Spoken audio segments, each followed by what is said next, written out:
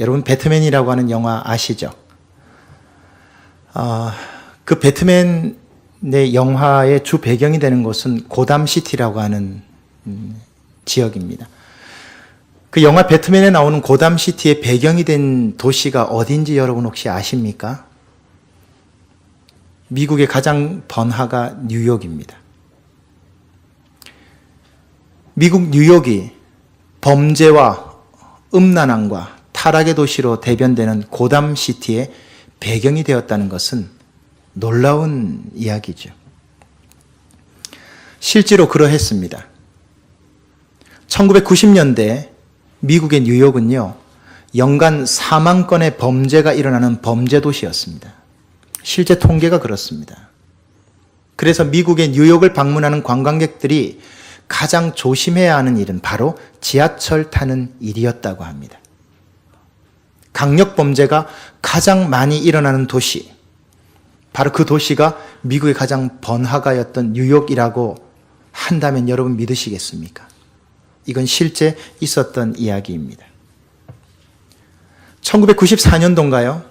이탈리아계 미국인인 줄리아나 시장이 뉴욕 시장에 당선이 되죠. 사람들은, 뉴욕 시민들은 그가 뉴욕의 범죄를 척결해 주기를 바랬습니다.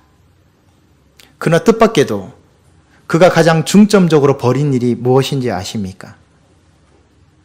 재선에 성공했던 줄리아나 뉴욕시장이 처음 부임해서 한 일은 뉴욕시 곳곳에 그라비티라고 해서 예술인들, 불황인들이 그려놓은 벽에 낙서를 제거하는 일이었습니다.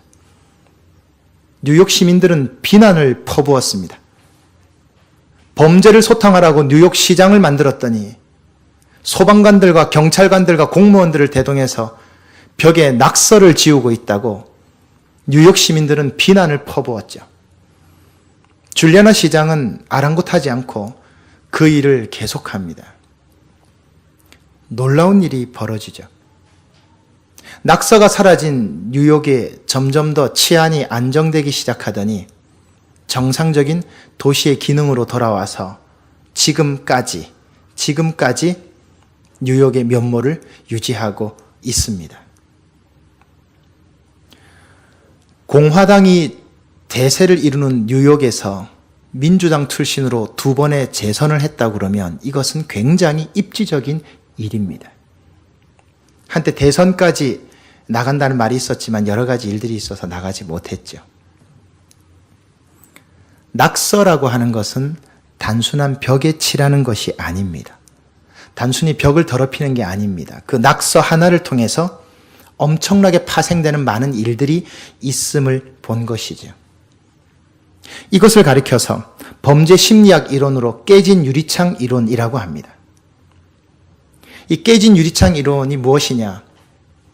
한 집에 깨진 유리창이 있으면 그 유리창과 벽에다가 낙서를 하게 되고 그 낙서가 발달하면서 그 지역이 슬림화되고 범죄화되고 공동화되면서 그 지역의 범죄율이 급격하게 증가한다는 범죄 이론입니다.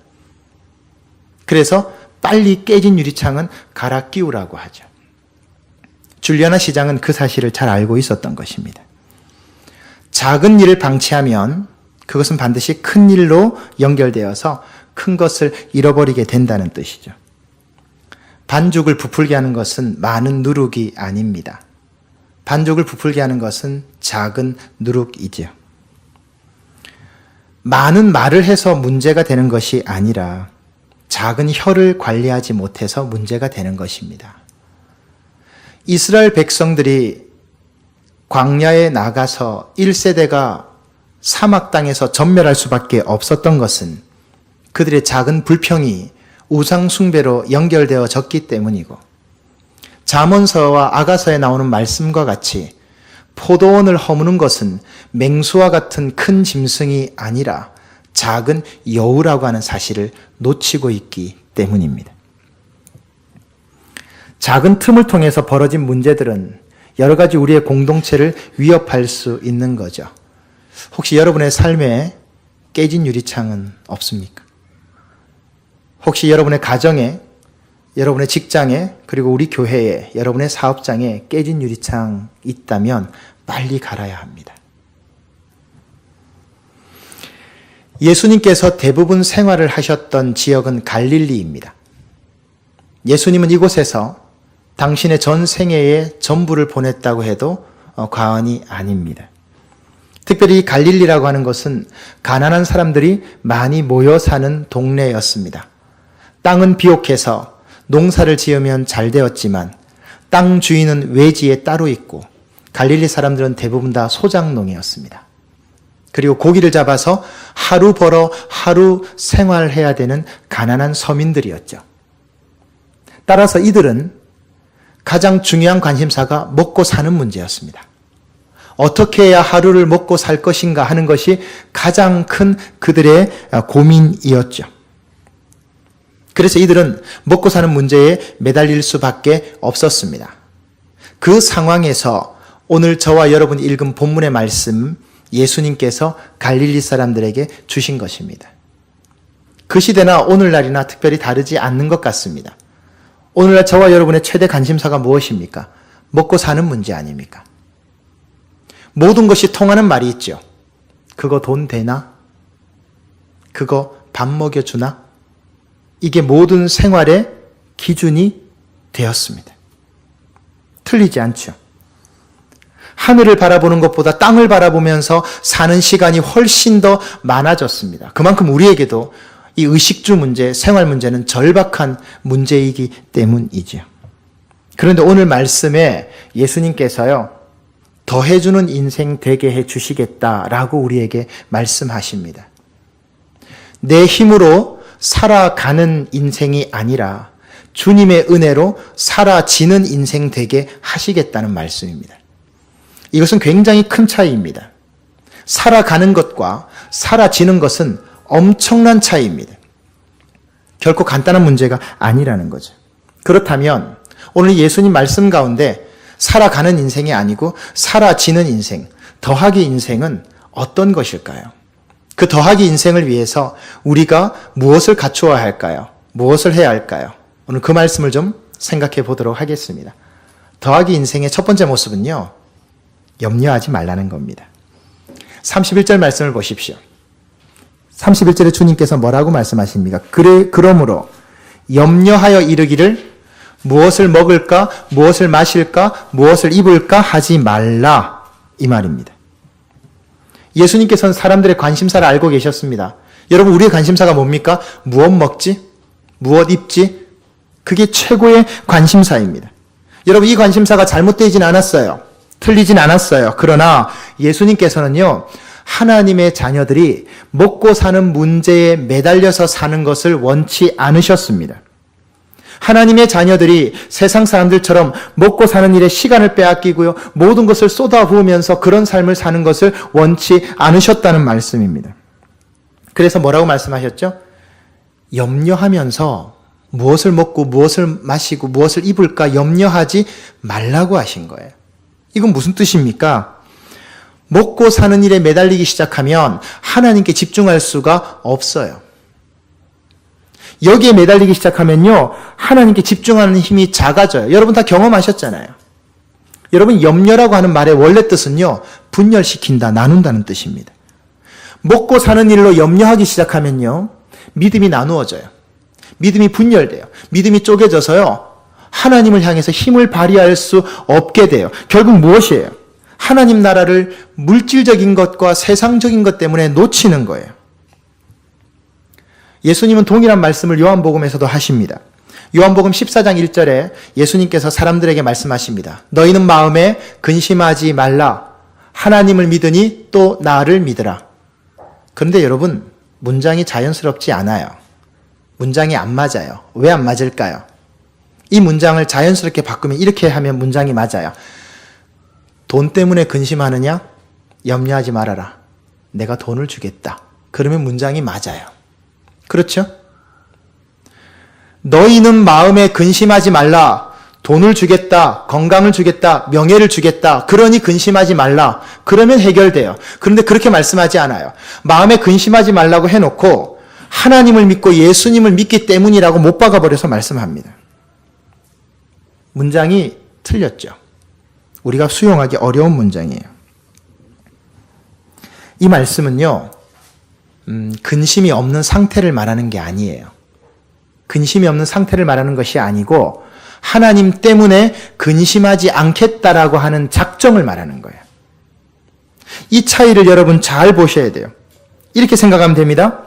내가 염려한다 라고 하는 말은 하나님을 신뢰하고 있지 않다는 뜻입니다. 간단합니다. 예를 들어 보겠습니다. 돈 때문에 염려한다.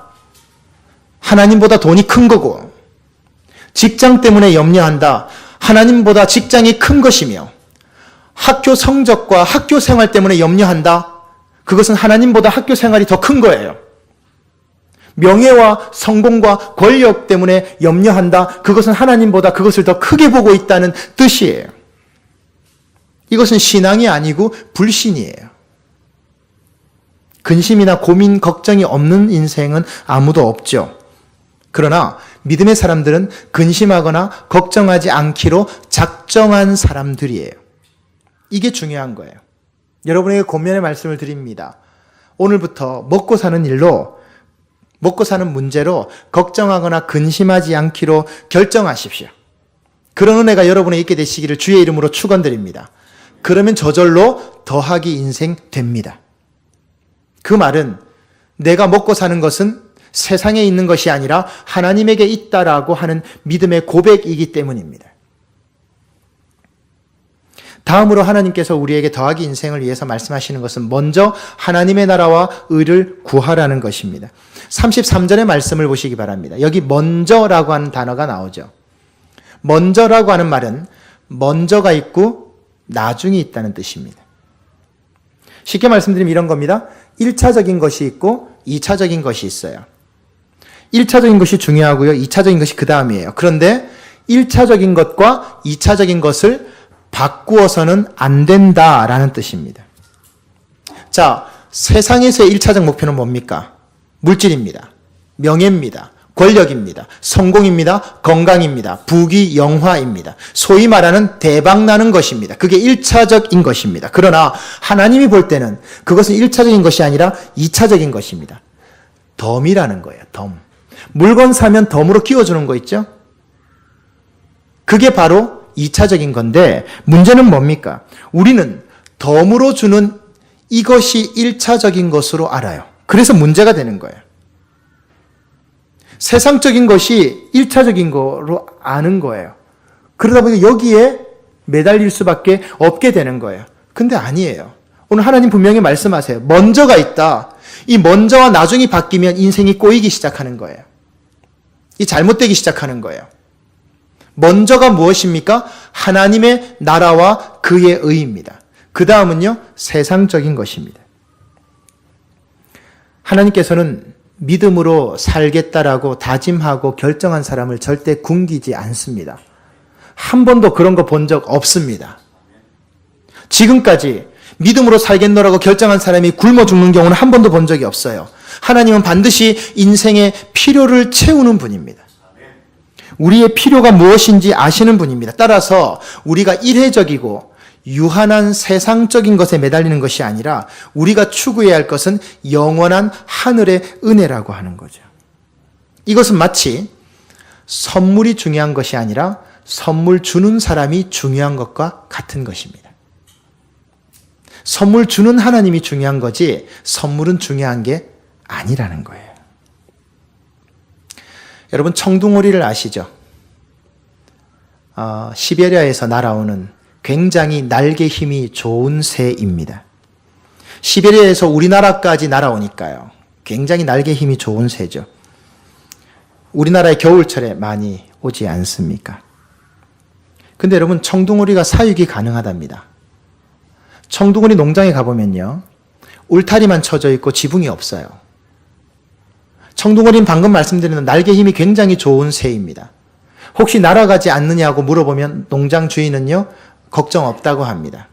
그 이유가 뭔지 아십니까? 날개 힘이 좋은 청둥오리지만 먹을 것 때문에 날아오는 거거든요. 청둥오리에게 영양가가 풍부한 사료를 많이 주면요. 청둥오리가 그걸 계속 먹다 보면 무거워져서 날개 힘이 퇴화한다는 거예요. 그래서 나중에는요, 걸어 다닙니다. 걸어 다닙니다. 날개가 퇴화한 거예요. 청둥오리에게 사료를 마음껏 줘보세요. 처음엔 날개짓 하다가요, 이제 날개짓 할 필요가 없어요. 먹고 사는 문제가 해결되는데 왜 날아다녀요? 그러니까 아무 문제가 없는 거예요. 날개를 포기하고 그냥 그렇게 사는 거예요. 먹는 것 때문에 먼 거리를 날아다녔는데 먹이 걱정이 없어지자 하늘 날기를 포기한 거예요. 제가 왜 이 말씀을 드릴까요? 오늘날 신앙인들 가운데 이 청둥오리 같은 신앙인들 많이 있습니다. 예수 믿고 하나님께서 은혜 주셔서 먹고 사는 일 걱정 없게 해놓았습니다. 그랬더니 그 다음 문제가 생기기 시작하는 겁니다. 여러분, 먹을 것이 있고 입을 것이 있고 생활할 것이 있다면 그것은 축복입니다. 풍족하다면 그것은 더 말할 수 없는 축복입니다. 그러나 그것이 항상 좋은 것만은 아니더라고요. 물질적인 풍요는 사람을 반드시 주저앉게 만듭니다. 그리고 이 물질적인 풍요는요, 반드시 사람의 가치관을 바꿔놓습니다. 물질 중심의 사람 되게 하죠. 그 전형적인 모습이 바로 우리 한국 사회 아닙니까? 한국인들 대부분 어떻게 생각합니까? 돈이면 다 된다 라고 말합니다. 그리고 삽니다. 저는 굉장히 불만입니다. 적어도 그리스도인들이라면 돈이면 다 되지 않는다는 걸 보여줘야 되는 사람이 되어야 되는데, 그리스도인들조차도요, 돈이면 다 된다는 생각에 사로잡혀 있어요. 이걸 경제학 용어로 뭐라고 하죠? 천민자본주의라고 합니다. 돈이면 다 된다. 물질주의, 만몬이죠. 돈으로 못 살 수 있는 게 없잖아요. 돈으로 생명도 사요, 한국 사회는요. 이게 아니라는 것을 말해줘야 되는데, 돈이면 다 된다라고 하는 것, 여기에 사로잡히기 시작하니까 그 다음 나타난 현상이 뭡니까? 하나님을 향한 열정이 사라지기 시작하죠. 가난할 때는 하나님께 매달렸어요. 아플 때는 하나님께 매달렸어요. 문제가 있을 때는 하나님께 기도했어요. 근데 그 문제가 해결되고 나니까 청둥오리처럼 날 필요가 없는 거예요. 그러니까 어떻게 됩니까? 하나님을 간절히 찾을 필요가 없어요. 그러면 열정도 사라지고 순수함도 사라지고요. 형식만 남아요. 그래서 영적으로 깨어 있어서 예배하고 기도하고 내 사명을 찾아가는 것이 중요한 거예요. 여기에 주저앉다 보면 날지 못하는 청둥오리가 되고 마는 겁니다. 분명히 기억하십시오. 땅의 것은 다 사라질 것뿐입니다. 오늘 새가족부 시간에 우리가 이 부분에 대해서 이야기했습니다. 여러분, 오늘날 종교가, 사회가 무엇을 말합니까? 웰빙을 말합니다. 힐링을 말합니다. 여러분 조심하십시오. 정말 위험한 게 그겁니다. 기독교 신앙은, 복음은 힐링이 아니에요. 예를 들어 보겠습니다. 정치인들에게, 권력가들에게 힐링이 뭡니까? 더 많은 권력을 잡는 게 힐링입니다. 지금 총선을 보십시오. 돈 있는 사람에게 힐링이 뭡니까? 돈을 더 버는 겁니다. 그게 어떻게 힐링입니까? 도둑놈에게 힐링이 뭡니까? 더 도둑질하는 겁니다.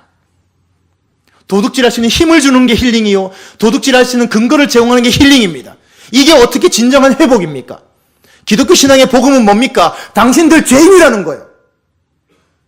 저를 포함해서 당신들 다 죄인이에요. 하나님 앞에서는 다 죽어요. 하나님 앞에서 아무리 날고 뛴다 할지라도 죄인인 거예요. 여기서 벗어나면 안 돼요. 그게 복음이에요. 근데 누가 그런 말 합니까? 듣기 싫은 말 하면 안 듣잖아요. 못하게 하잖아요. 듣기 싫다고 그러잖아요. 그래도 들어야 돼요. 복음은 힐링이 아닙니다. 복음은 내가 죄인됨을 깨닫고 하나님 앞에 엎드리는 거죠. 근데 힐링이라고 말해요. 무한 긍정이라고 그래요. 성경에 그런 거 없어요. 인간의 마지막 자리는 죽음이에요. 철저한 타락이에요. 절대로 인간에겐 선한 것이 날 수 없어요. 근데 꿈이죠. 포장하죠. 그런 인간이 힐링이라고요? 그렇게 힐링되면 더 포장할 텐데요. 더 꾸밀 텐데요. 그건 복음 아닙니다. 속지 마십시오. 저와 여러분은 하나님 없으면 죽을 수밖에 없는 죄인입니다. 여기서 절대로 어긋나지 마십시오. 여기 더 갖다 붙이지 마십시오. 한편으로는 여러분께 제가 좀 죄송스러운 마음이 있습니다. 왜냐하면 다른 목사님들이라면 여러분들에게 더 많은 축복을 선포할 수 있을 거예요. 그러나 제가 본 성경은, 제가 읽은 성경에는 그런 부분보다는 이런 부분이 훨씬 더 많았어요. 그건 힐링이 아닙니다. 여러분 착각하시면 안 됩니다. 복음 앞에 바로 서셔야 합니다. 그렇지 않으면 정말 본질적인 걸 놓쳐버리고 말 것입니다.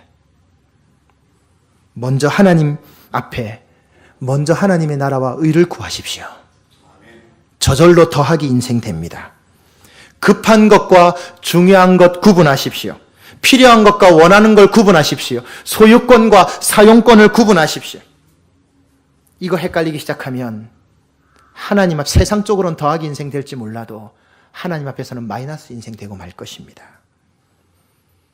마지막 한 가지 하나님께서는 오늘 더 말씀하십니다. 더하기 인생 무엇이냐? 오늘에 만족하라. 오늘에 만족하라고 말씀합니다. 여러분 34절의 말씀을 보십시오. 우리들이 가장 안 되는 부분이 하나 나오죠. 34절의 말씀에 뭐라고 합니까? 내일 일을 위하여 염려하지 말라. 내일 일은 내일이 염려하게 하라. 한날 괴로움은 그날로 족하다. 오늘로 족하다. 염려와 걱정을 해결하기 위해서요, 오늘 모든 노력을 기울이시죠. 그러나 여러분, 내일 문제는요, 내일 옵니다. 오늘 아무리 머리 싸매고 걱정해도 오늘 오지 않아요. 오늘 문제는 오늘만 와요. 내일 오지 않아요. 내일 문제는 내일 옵니다. 오늘을 살면서 내일을 걱정하는 분이 있습니다. 참 안타깝습니다. 왜 안타까운지 아십니까? 오늘도 다 망치고 내일도 다 망치는 거예요. 어차피 내일은 내 것도 아닌데. 문제도 해결되지 않고 오늘도 망치는 거예요. 둘 다 아무것도 안 돼요. 34절 말씀 그대로예요. 여러분 오늘 걱정, 오늘 하는 것만 해도 여러분 수고하시는 거예요. 피곤하게 교회 온다고 오늘 참 수고 많이 하셨어요. 다음 주 교회 어떻게 올까 고민하지 마세요.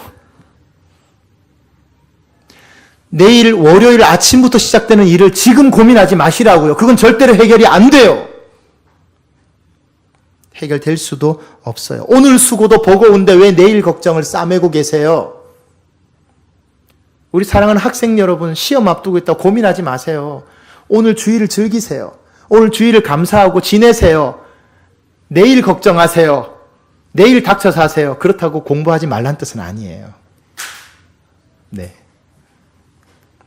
여러분 오늘을 살면서 오늘 살아가는 것도 버거운데 왜 내일을 걱정하면서 오늘을 망치냐고요. 왜 이렇게 인생을 낭비적으로 사냐고요. 왜 이렇게 소모적으로 사냐고요. 그것만큼 어리석은 일이 어디 있습니까? 오지도 않은 문제를 고민하고 있으니까 얼마나 이게 소모적인 일이에요. 무시하세요. 놔두세요. 내일의 불행은 내일 일어나도록 돼 있어요. 내일의 축복도 내일 일어나게 돼 있는 거예요. 오늘 일어나지 않아요. 그냥 오늘을 누리십시오. 왜냐하면 내일은 여러분의 것이 아니에요. 내일은 하나님의 것이에요. 우리는 지금 이 시간 여기까지 좀 극단적인 표현이 될 수 있지만 오늘 제가 이 자리에서 하는 이 설교가 오늘 마지막이 될 수도 있어요. 아닌 것 같다고요? 아니에요. 정말일 수도 있어요. 어느 누구도 장담할 수 없습니다. 우리의 관심은 내일이 아닙니다. 우리의 관심은 오늘입니다. 내일을 준비한다라고 말하는데 어떻게 내일을 준비하죠? 우리 솔직하게 한번 얘기해 보십시오. 내일을 어떻게 준비합니까? 내일은 나의 것이라고요? 쓰레기통으로 보내세요. 내일은 나의 것이 아니에요. 내일은 하나님의 것이에요. 오늘만 나의 것이에요. 이걸 절대로 놓치시면 안 됩니다. 시간과 세월에 집중하지 마시고요. 하나님께 집중해야 되는 이유가 여기 있습니다. 여러분 오늘날 저와 여러분이 얼마나 편안하게 살고 있습니까? 여러분 한번 살펴보십시오. 옛날에 누리지 못했던, 과거에 누리지 못했던 부귀 영화를 저와 여러분 누리고 있지 않습니까? 여러분 현대적 화장실 우리 사용하고 있죠. 이런 살고 있는 집을 한번 보십시오. 상상해냈습니까? 여러분 승용차요? 옛날엔 마차 타고 다녔습니다. 밟기만 하면 내달리는 승용차가 있어요. 냉장고 보세요. 얼마나 좋습니까? 비행기 보십시오. 떠서 800km로 날아갑니다. 한 번 떠서 800km를 달려가요. KTX도 300km를 넘게 달립니다. 여러분 옛날에 이런 걸 상상이나 했습니까? 옛날에 왕들도 이런 걸 상상하지 못했습니다. 조선왕조실록에 보면 종기 때문에 종기 하나를 처리하지 못해서 죽은 왕들이 엄청나게 많아요. 문종, 성종, 효종, 성종 다 종기 때문에 죽었습니다. 요즘에 종기 때문에 죽는 사람이 있습니까? 없습니다. 왜 제가 이 말씀을 드리는지 아시겠죠? 이렇게 좋아지고 편해졌는데 왜 오늘을 누리지 못하고 즐기지 못하시냐고요. 사랑하는 아내와 사랑하는 남편과 사랑하는 자녀들을 보면서 내 주위에 사랑하는 사람들과 지체들을 보면서 나의 학교와 직장을 보면서 내 삶을 왜 누리지 못하시냐고요. 왜 즐기지 못하시냐고요. 왜 그렇게 끌려가시냐고요. 왜 일에 끌려다니고 세상에 끌려다니시냐고요. 내가 일을 끌고 와야죠. 내가 세상을 끌고 와야죠. 내가 학업을 끌고 다녀야죠. 내가 왜 끌려다니냐고요. 행복하려고 공부하는 거잖아요. 행복하려고 사업하는 거고요. 행복하려고 세상을 사는 거 아닙니까? 그런데 왜 우리가 거기에 끌려다니고 있냐고요, 지금. 여기에서 무슨 행복이 있냐고요. 거기에 눌려서 지금의 행복, 지금의 만족, 지금의 감사 다 빼앗겨버리고 뭐가 남습니까? 겨우 밥만 먹고 숨만 쉬고 사는 겁니까? 하나님 그걸 원하지 않으십니다. 여러분 주일날에는요, 예배 마치고 다 집에 가셔서요, 가족들하고 시간 보내세요. 부인하고 산책 다니시고요. 남편분하고 대화하시고요. 차 마시고요. 맛있는 거 드시러 가시고요. 좋은 거 구경하러 가시고요. 친구들하고 즐겁게 보내세요. 주일까지도 세상 일에 업무에 파묻혀 지내지 마시고요. 하나님께 예배 드리시고요. 부부간에 손잡고 산책도 하시고 자녀들하고 운동도 나가보시고 맛있는 것도 사주시고 선물도 해보시고 하나님 그렇게 살기를 원하세요. 오늘에 만족하는 거예요. 그게 더하기 인생입니다. 사랑하는 성도 여러분, 내일 일에 시달리지 마십시다. 그거 하나님 원하지 않으십니다. 지금 누리고 감사하게 살면 하나님이 더 큰 기쁨 주십니다. 더 큰 은혜 주십니다. 내일로 미리 달려가지 마시고요. 오늘에 멈춰서 계십시오. 그리고 오늘을 누리고 오늘을 만족하고 오늘을 즐거워하십시오. 하나님의 나라와 의를 구하십시오. 염려하지 마십시오. 하나님 해결해 주십니다. 그때 우리 인생은 더하기 인생이 될 것입니다. 마이너스 인생이 아니고 더하기 인생으로 주님 앞에 이 복된 인생 누리며 살아가시는 여러분 되시기를 주님의 이름으로 축원합니다.